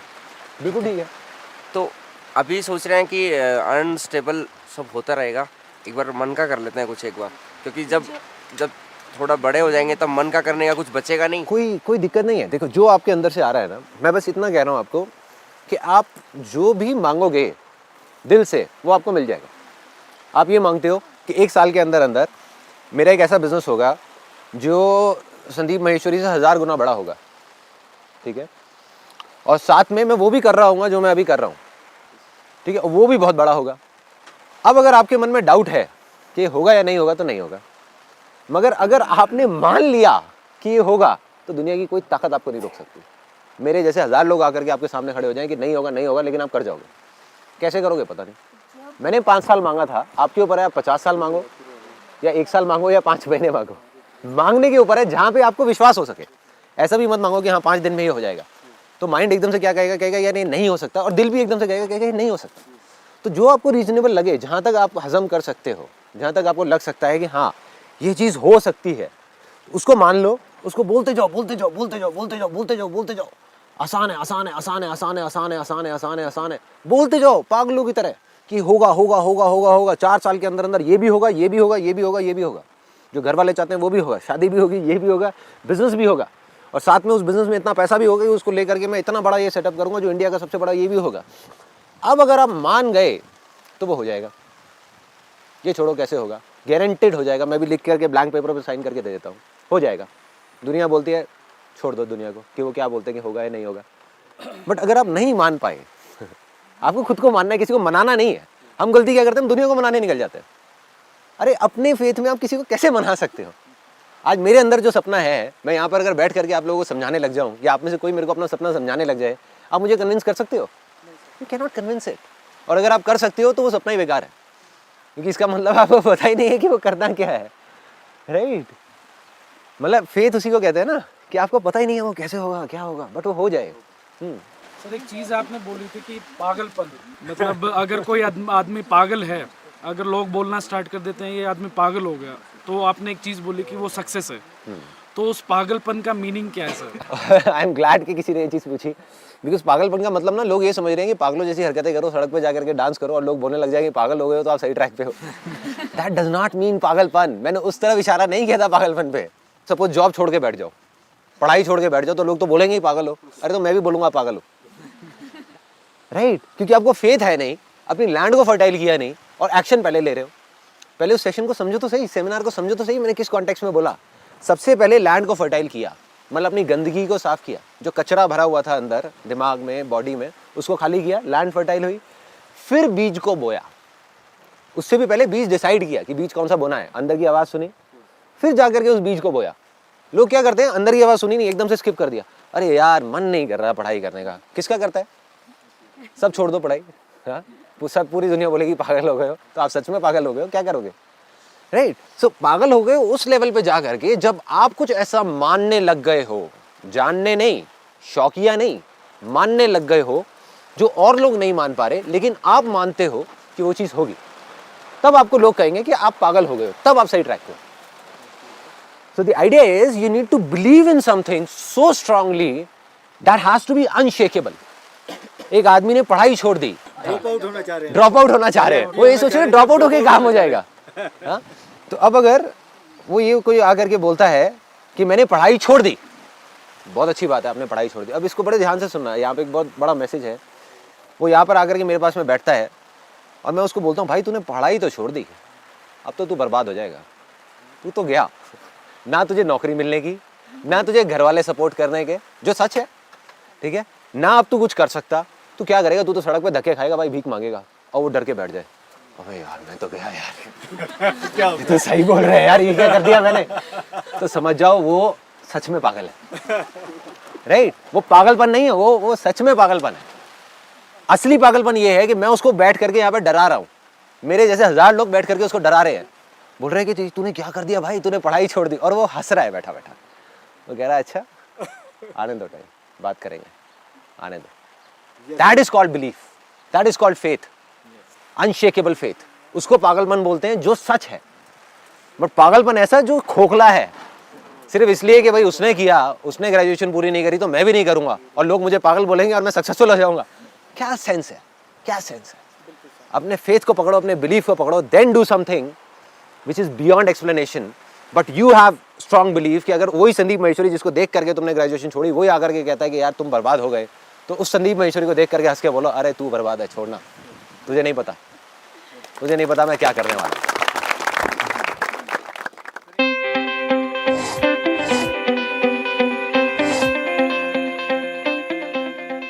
ये हौसला कैसे झुके, ये आरज़ू कैसे रुके, ये हौसला कैसे झुके, ये आरज़ू कैसे रुके, मंजिल मुश्किल तो क्या। पहले अलग जोन था, अब दूसरा जोन है और अब कुछ भी कर सकता हूँ। अभी मैं ये कह सकता हूँ कि आई एम फुल एनर्जेटिक। आसान है, आसान है, आसान है। मेरे अंदर तो बहुत बड़ा ड्रास्टिक चेंज आया। Sandeep Maheshwari is a selfless person, you know, and feel like doing something what he is doing, we can't match with him, but at least something different than what we are doing. Sir की बात करूँ तो मैंने इस अर्थ पे आज तक ऐसा इंसान नहीं देखा। बिल्कुल ऐसा लग रहा है कि सब कुछ बदल गया है। जाके अपने सारे सपने पूरे हो जाएंगे, पूरा विश्वास है। बिना कॉन्फिडेंस के आया था और फुल ऑन कॉन्फिडेंस के साथ जा रहा हूँ। शेयरिंग की फीलिंग को बढ़ाना सबसे ज्यादा जरूरी है। He is a messiah for young generation. I am really fortunate enough to be here. Just one thing, आसान है। ऐसा लग रहा है कि जैसे मेरा पुनर्जन्म हो गया हो। मुश्किल तो क्या, धुंधला साहिल तो क्या, तन्हा ये दिल तो क्या,